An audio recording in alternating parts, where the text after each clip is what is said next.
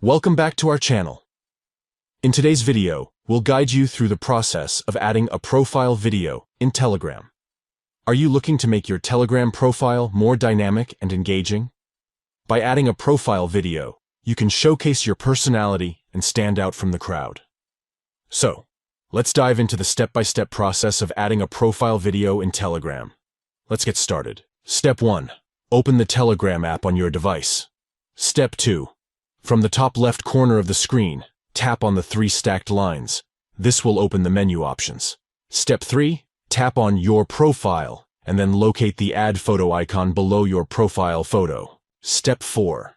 Instead of uploading a profile photo, select the option to upload a video. Choose a video from your device, and then edit it until it suits you.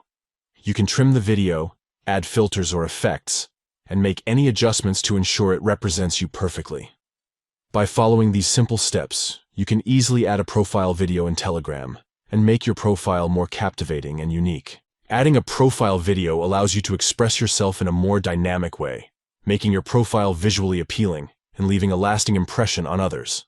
Thank you for watching, and enjoy enhancing your Telegram profile with a captivating profile video.